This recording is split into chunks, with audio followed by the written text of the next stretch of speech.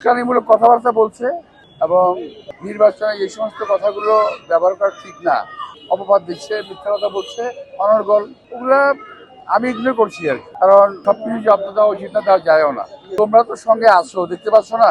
তোমাদের রেগুলার সঙ্গে থাকো আমার, তো দেখতেই পাচ্ছ জনগণ ভোট দিতে আগ্রহী, ভোট দিতে চায়। বহুদিন জনগণ ভোট দিতে পারে না।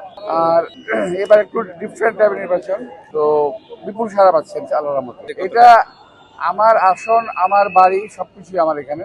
তো যারা জনগণের উন্নয়ন দেখতে চায় না, দেখতে পারে না, তারা আমার সঙ্গে প্রতিহিংসামূলক আচরণ করতে গিয়ে জনগণের উপর অবিচার করছে। আমার এলাকা একটি সুন্দর একটা এলাকা, ভালো একটি এলাকা। এটাকে বিগত দিনে আওয়ামী লীগ একেবারে সব দিক থেকে ধ্বংস করে দিয়েছে। এবারে নির্বাচনটা হলো একটা, কি বলবো, এটা বলা খুব ডিফিকাল্ট। আমি নির্বাচন করেছি যাদের সঙ্গে আগে, তারা স্বনাম ধন্য সমস্ত নেতৃবৃন্দ ছিল। আর এখন নির্বাচন করছি, তারাও যার যার জায়গায় ভালো। কথাবার্তা বেশিমার বলতেছে, কথাবার্তা হলো এখানে। আগে আমরা নির্বাচন করেছি, কখন বেশিমার কথাবার্তা বলি নাই। এখনকার বাচ্চা ছেলেগুলো বেশিমার কথাবার্তা বলছে, যেটা আসলে খুব ইরিটেটিং। ওরা চাচ্ছে ওদের কাছে আমরা শিখি এখন, ওরা চাচ্ছে ওদের কাছে আমরা এখন শিখি। অপসংস্কৃতিতে আমরা ঢুকতে চাই না।